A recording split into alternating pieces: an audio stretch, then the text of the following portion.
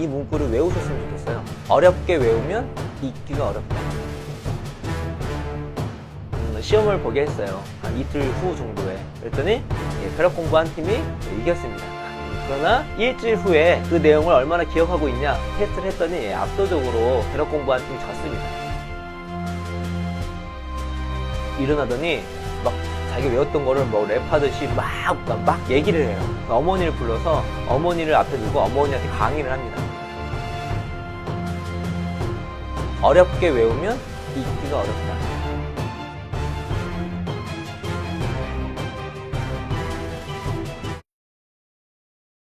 안녕하세요. 완벽한 공부법의 저자 고영선 작가입니다. 여러분 반갑습니다. 오늘은 이제 기억편, 거의 이제 막바지에 달리고 있죠. 오늘은 장기 기억을 위한 6가지 전략에 대해서 오늘 한번 강의를 해보도록 하겠습니다. 우리 그 전에 그 장기 기억에 별로 도움이 되지 않는 기억 전략이 뭐라고 말씀드렸죠? 하나는 단순 반복 읽기, 그리고 또 하나는 강의 듣기. 반복 읽기나 강의 듣기는 우리가 공부하는 것의 이해를 증진시키는 데 매우 큰 도움이 되지만 장기 기억을 오랫동안 남기에는 별로 좋은 전략은 아니다. 쉽잖아요. 강의 듣고 그냥 읽는 거는. 그렇죠? 네, 그런 것도 실제로 장기 기억에는 거의 도움이 되지 않는다. 그렇다면 장기 기억에 도움이 되는 기억 전략은 무엇이 있는가? 오늘 한 6가지 정도를 이제 알려드리도록 하겠습니다. 첫 번째는 4가지는 이제 직접적인 장기 기억 전략이고요. 두 개 정도는 이제 좀 참조하시면 좋을 것 같다는 생각이 듭니다. 장기 기억 첫 번째 전략은 뭐냐면 아마 실망을 하실지 모르겠지만 시험을 많이 보는 것입니다. 시험. 그러니까 이제 교육학이나 인지심리학 관련된 자료들을 보면요, 거의 확고합니다. 장기 기억에 매우 큰 영향을 미치는 것 중에 하나가 뭐냐? 시험 효과입니다. 2007년도에 있었던 연구인데요. 학생들한테 과학 에세이를 읽게 했어요. 그래서 한 그룹은 한 번 읽게 하고 그 다음에 다시 또 반복적으로 읽으라고 얘기했습니다. 그리고 다른 한 그룹은 그걸 읽게 하고 바로 시험을 보게 만들었어요. 그리고 그 그룹 아이들을 이제 한 3그룹으로 다 나눠가지고 5분 후에 시험을 봤고요. 그 다음에 이틀 후에 시험을 봤고, 그 다음에 일주일 후에 얼마나 에세이를 잘 기억하고 있는지에 대해서 시험을 봤습니다. 봤는데 5분 후에 봤을 때에는 그 2번 읽은 그룹이 점수가 높았어요. 단기 기억 속에 잘 잡아두고 있는 거죠. 근데 이틀 후부터는 역전되기 시작합니다. 네. 읽고 시험을 본 아이들이 반복적으로 읽었던 아이들을 이제 이기는 거죠. 그리고 일주일이 됐을 때에는 압도적으로 시험을 본 아이들이 반복 읽기를 읽는 아이들을 이제 이겼습니다. 왜 시험 효과가 좋냐? 여러분께서 시험을 볼 때 생각해 보면 될 것 같아요. 시험을 볼 때는 여러분이 알고 있는 것들을 최대한 끄집어내잖아요.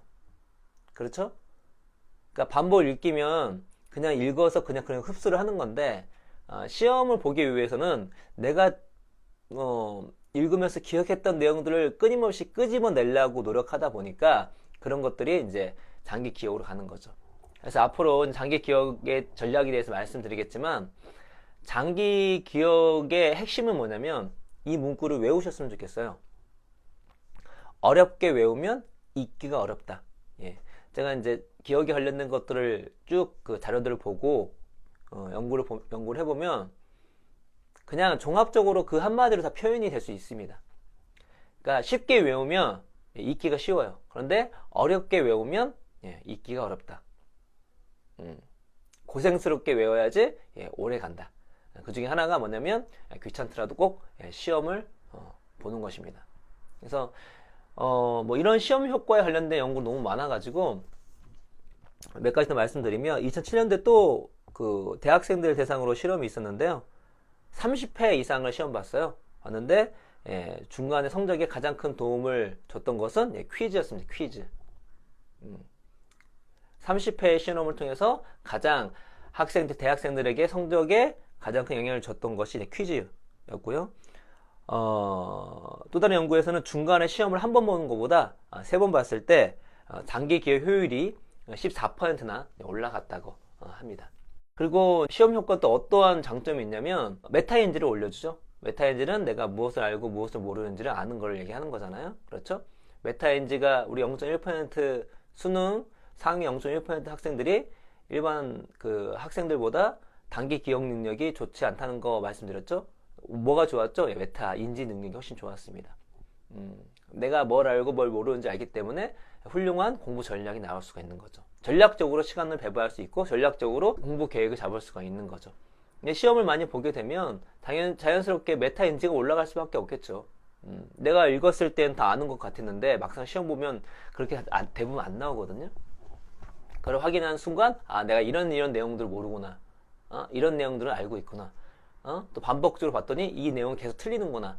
알기 때문에 실제로 다시 공부를 할 때 자신의 부족한 부분을 보완하면서 공부를 할 수가 있는 것입니다. 그래서 장기 기억의 첫 번째 전략은 시험 효과고요. 특히 오답 노트 정리가 매우 중요합니다. 사람은 틀린 거는 계속 틀리거든요. 그러니까 귀찮더라도 어렵게 외우면 잊기가 어렵다. 결국적으로 모든 거는 단기적으로 멍한 건 의미가 없잖아요. 장기 기억 속에 우리 그 모든 내용들을 집어넣는 것이 훨씬 더 좋기 때문에 지금 당장은 되게 비효율적으로 보이지만 좀만 길게 보면 그게 훨씬 더 효율적이라는 것을 우리가 인지했으면 좋겠습니다. 그래서 시험을 보시고 또 대학 교재나 어떤 교재 보시면 연습 문제 나오면 꼭 풀어보시고 꼭 풀어보시고 틀린 내용들은 따로 오답 노트 정리를 통해서 아니면 요즘에는 스마트폰으로 사진 찍어 놓을 수 있잖아요. 그 문제에 대해서 굳이 이렇게 손으로 안 해도 되죠. 사진 찍어서 정리 따로 해놓으면 나중에 이제 뭐 시험을 막상 진짜 중요한 시험을 준비하거나 아니면 중요한 어떤 발표를 하거나 아무튼 핵심적인 어떤 기억을 테스트 받아야 될 상황이 있었을 때 이렇게 딱 오답 노트 정리한 거 혹은 사진 찍어 놓은 거 쫙 훑어보시면 매우 큰 도움이 될 거라는 것을 말씀드리겠습니다. 장기 기억을 위한 두 번째 전략은 인출 효과입니다. 인출이라고 하는 것은 아웃풋, 밖으로 내뱉는 거죠. 밖으로 뭔가 표출을 하는 거죠. 근데 여러분 반복 읽기나 강의 듣기는 아웃풋이 아니라 인풋이죠. 뭘 이렇게 내뱉는 게 아니라 안으로 그냥 흡수하는 그런 느낌이잖아요. 그래서 인풋식으로 공부를 하면 장기 기억으로 잘 가지 않고 아웃풋식으로 공부를 하면 장기 기억으로 잘 간다라고 생각하시면 될 것 같습니다. 그래서 시험 효과도 보시면 그게 아웃풋을 하는 거잖아요. 근데 아웃풋이 어떤 것이 있냐? 뭐 예를 들어서 요약, 기본적으로 암송, 그리고 저처럼 강의, 발표, 토론, 이런 것들입니다. 여러분 암기를 할 때 나 이거를 완전히 암송을 하려고 그러고 발표를 하기 위해서 준비를 하고 강의를 하기 위해서 준비를 하고 강의하고 그리고 토론하고 하는 게 힘들잖아요, 여러분. 맞죠? 힘든데 그렇게 할수록 그런 내용들이 장기 기억으로 간다라는 말씀을 드리겠습니다. 그래서 저랑 공저자인 신 박사님이 저희가 팟캐스트에서도 여러 가지 이야기를 하고 또 제가 글도 쓰고 책도 썼던 내용들 뭐 등등등 강연을 했던 내용들은 뭐 방송이나 어떤 그 프로그램 가가지고 어떤 우발적인 질문이 나온다 할지라도 자연스럽게 나와요. 왜냐면 그 모든 내용들이 장기 기억 속에 있으니까. 그런데 그렇게 하지 않고 단순히 이제 책을 읽거나 했던 내용들은 머릿속에 있지만 딱 질문이 나왔을 때 확 튀어나오지 않고 또 막상 얘기를 한다 하더라도 좀 논리적이지 않게 나온 경우가 많이 있습니다. 그러니까 인출 효과, 뭔가를 장기 기억을 하기 위해서는 아웃풋, 암송을 하시거나 글로 요약을 하시거나 그 토론을 하거나 발표를 하거나 이런 식으로 공부를 하시면 훨씬 더 장기 기억을 할 거라는 거. 상위 수능 0.1% 학생들이 나온 다큐멘터리를 보면요, 0.1% 학생들이 공부를 할 때 되게 웃겨요. 어떻게 하냐면 갑자기 자기 일어나더니 막 자기가 외웠던 거를 뭐 랩하듯이 막 인출을 해요. 그러니까 막 얘기를 해요. 호응이 되고 막 얘기를 합니다. 그리고 어떤 학생은 거울을 보고 자기 자신한테 강의를 하고요. 그리고 어떤 학생의 어머니는 되게 힘들어요. 왜냐면 시험 최종으로 정리할 때는 그 어머니를 불러서 어머니를 앞에 두고 어머니한테 강의를 합니다. 알겠죠? 예, 이렇게 인출식으로 많이 하기 때문에 장기 기억으로 많이 남게 되고, 또 인출식이 또 뭐가 중요하냐면 시험 평가랑 비슷해요. 내가 머릿속에는 아는 것처럼 생각했는데 막상 인출 밖으로 내뱉으면 실제로 모르고 있구나. 메타 인지를 높일 수 있는 거죠. 내용이 알고 있지만, 저도 내용이 알고 있지만 막상 방송에서 얘기하게 되거나 팟캐스트에서 얘기할 때 아니 내가 아는 것만큼은 술술 안 나오네? 그럴 때가 되게 많아요. 그 얘기는 제 어떤 장기 기억 속에 제대로 그 내용들이 잡혀있지 않은 거죠. 그렇죠? 그래서 장기 기억을 위한 두 번째 전략은 인출 효과입니다.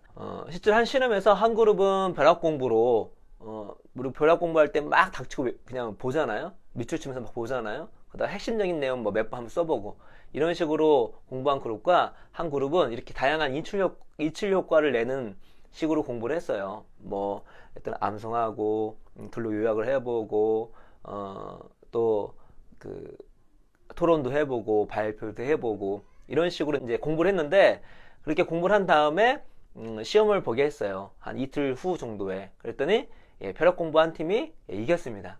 여러분, 그래서 시험이 내일 당장 있다. 전날에 벼락 공부하는 건 나쁘지 않아요. 시험 점수를 위해서라면. 그러나 일주일 후에 그 내용을 얼마나 기억하고 있냐 테스트를 했더니 압도적으로 벼락 공부한 팀이 졌습니다. 시험 점수는 좋겠지만 내일 당장 본다면, 그러나 인생에 도움이 안 되는 거죠. 우리가 왜 공부를 합니까? 예. 그래서 반대로 얘기해서 시간이 충분하게 주어졌다면 벼락 공부식으로 반복 읽기나 이렇게 단순적으로 이렇게 공부했던 사람들보다 이렇게 인출을 하면서 했던 사람들이 훨씬 더 결과가 좋은 거죠. 그렇죠? 저 같은 경우는 독서법 관련해서 강의를 할 때 어떤 분이 있었냐면, 제가 1년에 책을 100권 정도 있는데 기억에 남지가 않다고 얘기하더라고요. 왜 그러냐고 물어봤어요. 제가 다시 물어봤습니다. 글은 쓰시냐고. 글을 안 쓰시더라고요. 책 내용을 잘 기억하고 싶으시면 인출을 하셔야 돼요. 어떻게?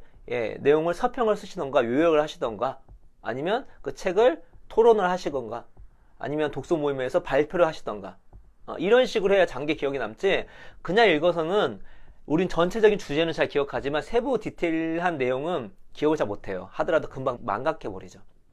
그러니까 책에 있는 내용들을 정말 기억하고 싶으시다면 설평을 쓰시던가, 정리를 요약을 하던가, 아니면 독서 모임에서 이렇게 토론을 하던가 발표를 하던가, 이런 식으로 하셔야 장기 기억으로 갈 수 있다라는 말씀을 드리도록 하겠습니다. 그래서 두 번째 전략은 인출 효과였습니다. 장기 기억을 위한 세 번째 기억 전략은 분산 연습 효과입니다. 그 38명의 외과 인턴들이 그 현미경으로 그 미세 혈관을 이렇게 수술하는 그런 이제 수업을 받았어요. 수업을 받고 바로 이제 실전 연습을 시켰어요. 수업 받고 실전 연습을 시켰는데, 한 그룹은 그 4번을 연습할 때 그냥 매 시간마다 바로 그 수업을 듣고 연습을 했어요. 예를 들어서 4시간 수업이다. 그러면 4시간 1시간 듣고 연습하고, 바로 또 1시간 듣고 연습하고, 다시 말해서 하루에 4시간 진도를 다 빼버렸어요. 몰아쳐가지고. 근데 한 그룹은 하루에 한 게 아니라 한 번 수업 듣고 연습한 다음에 그 다음 수업을 일주일 후에 받게 했습니다. 그리고 또 일주일 후에 받게 했고, 그 다음 또 일주일 후에 받게 됐어요. 그래서 이 두 그룹을 넣고 누가 더 수술 퍼포먼스가 좋냐 봤더니 두 번째 그룹이 훨씬 좋게 나왔습니다. 다시 말해서 4시간짜리 수업을 한꺼번에 하루에 다 받은 그룹이 아니라 수업을 일주일 간격으로 했던 그룹이 더 연습의 장기 기억 효과가 훨씬 좋았다는 거죠. 이거를 분산 연습 효과라고 합니다. 그렇죠? 왜 그럴까요?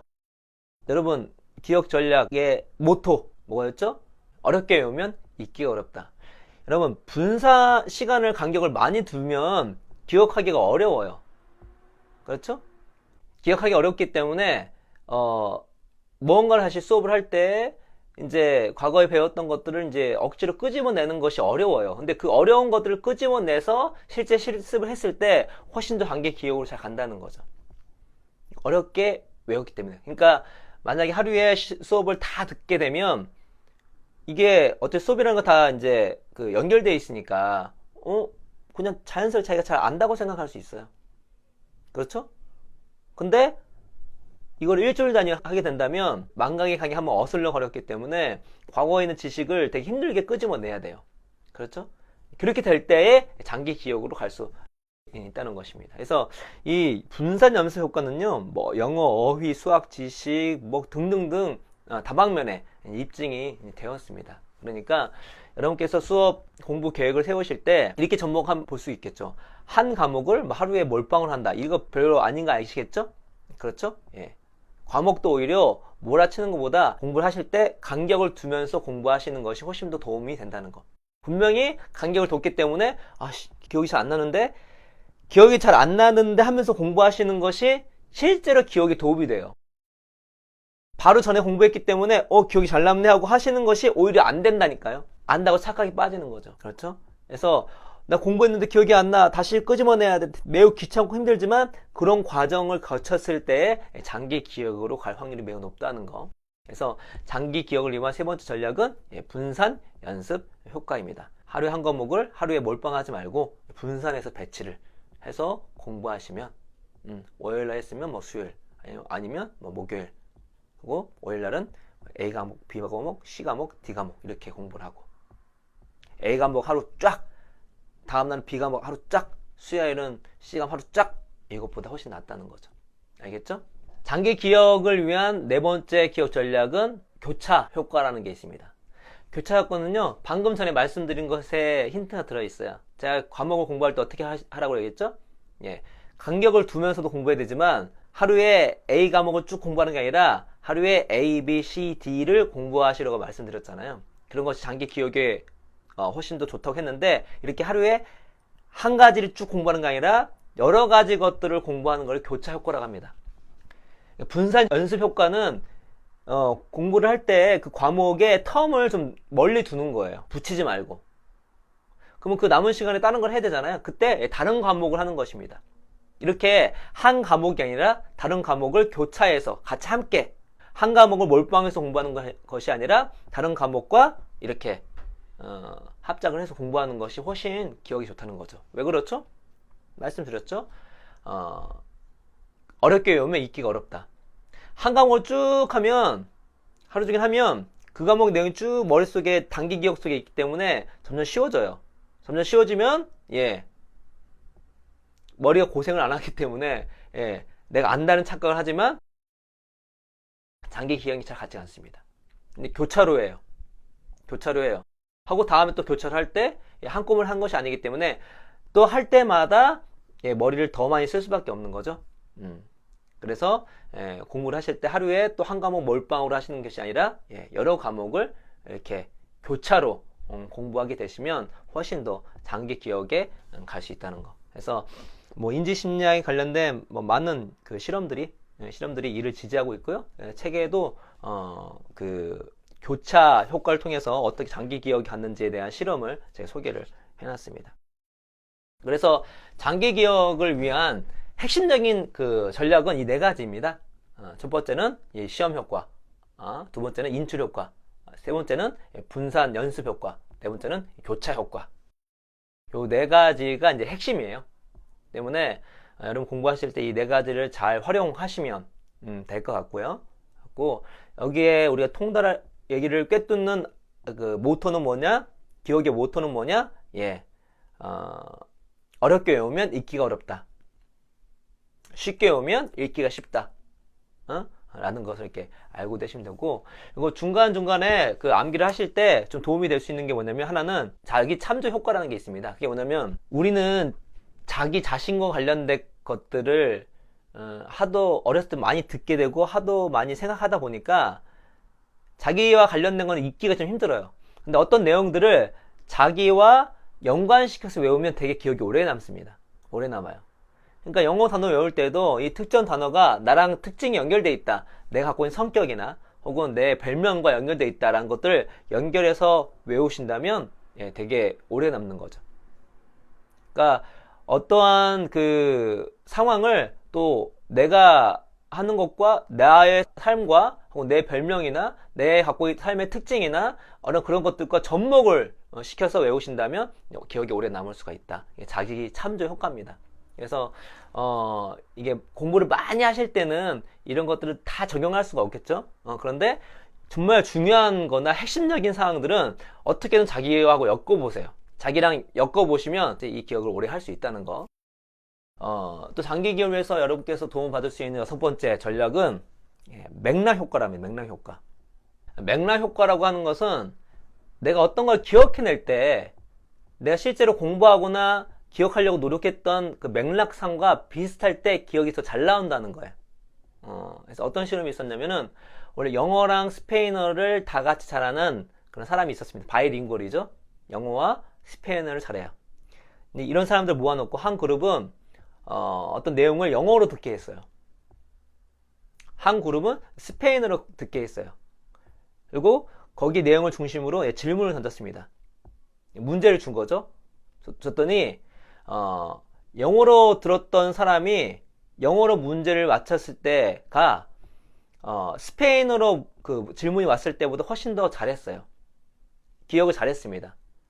그러니까 이 사람들은 기본적으로 영어와 스페인어를 다 잘하잖아요. 근데 그 내용을 영어로 들었잖아요. 그러면 영어로 질문할 때 잘하고 스페인어로 질문할 때 잘 못했다는 거죠. 그 두 개를 거의 모국어 수준으로 잘하고 있다 하더라도.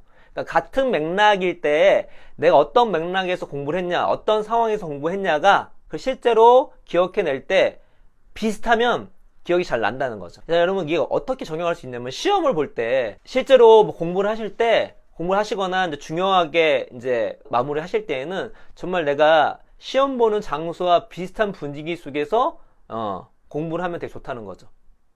그러니까 리허설이 그런 거잖아요. 리허설이 되게 중요한 게 뭐냐면 내가 똑같은 비슷한 상황과 비슷한 그 환경과 비슷한 상황을 연출을 해가지고 미리 경험을 해보는 거예요. 그러면 그 상황에 있었을 때 훨씬 더 기억을 잘 할 수 있는 거죠. 근데 전혀 내가 시험 장소와 전혀 다른 분위기 속에서 공부를 하게 됐다. 그러면 실제로 시험을 볼 때 조금 불이익을 당할 수 있습니다. 반대로 내가 평소에 시험 보는 것 매우 비슷한 느낌 혹은 내가 최종적으로 점검했을 때 시험 점검했을 때 완전히 시험장 분위기와 거의 비슷하게 내가 리허설 하는 것처럼 마무리를 쭉 해왔다. 그렇다면 시험 볼 때 공부한 것들이 기억이 훨씬 더 잘 나올 수가 있는 것이죠. 이거를 이제 맥락 효과라고 합니다. 그래서 자기 자신하고 연결될 때 우린 기억을 잘하고 이건 항상 할 수 없으니까 정말 이건 정말 중요한 내용이다 하는 것들은 그런 식으로 그 자기하고 연결되게 자기의 특징이나 자기 성격이나 자기의 뭐 별명이나 등등등 자기 살았던 뭐 지역이나 이런 것들과 연결돼서 외우면 도움을 많이 받을 수 있는 것이고 그 다음에 맥락 효과 내가 뭔가 기억을 해낼 때 그와 비슷한 상황에 연출을 하게 된다면 예, 실제로 기억을 해낼 때 잘할 수가 있다. 리허설 개념이라 생각하시면 된다. 예, 내가 무대 혹은 내가 실제로 중요한 시험 보는 그 장수와 그 분위기 그 시간대까지 맞추는 거죠. 그래서 리허설을 해보는 거죠. 내가 아침 8시에 뭐 어디 장소에서 무슨 시험을 본다 한다면 예, 항상 그렇게는 쉽지 않겠지만 시험을 보기 뭐 일주일 전 혹은 뭐 한 달 전 이렇게 전에는 그거 거의 비슷한 분위기 속에서 비슷한 시간대 비슷한 상황으로 이렇게 예비 시험을 보는 거죠. 혹은 그때 이렇게 기억을 한달지 공부를 한달지 이런 식으로 하게 된다면 예, 정말 중요한 그 시점에 내가 기억을 해내야 되는 중요한 시점에 기억이 잘 될 수 있는 확률이 높다는 거 맥락 효과라고 할 수 있겠습니다. 그래서 오늘 6가지 말씀드렸죠. 6가지 첫 번째는 시험 효과 두 번째는 인출 효과 분산 연습 효과 그 다음에 교차 효과 자기 참조 효과 그리고 맥락 효과 이제 뭔지 아시겠죠? 이런 것들을 잘 활용하시게 된다면 기억이 망각의 강으로 이렇게 도망가지 않고 여러분의 그 머릿속에 이렇게 장기적으로 혹은 영원히 남을 수 있을 확률이 높다는 거 참조하시고 여러분이 공부하실 때 조금이나마 도움이 됐으면 좋겠습니다. 오늘 강의는 이것으로 마치도록 하겠습니다. 감사합니다.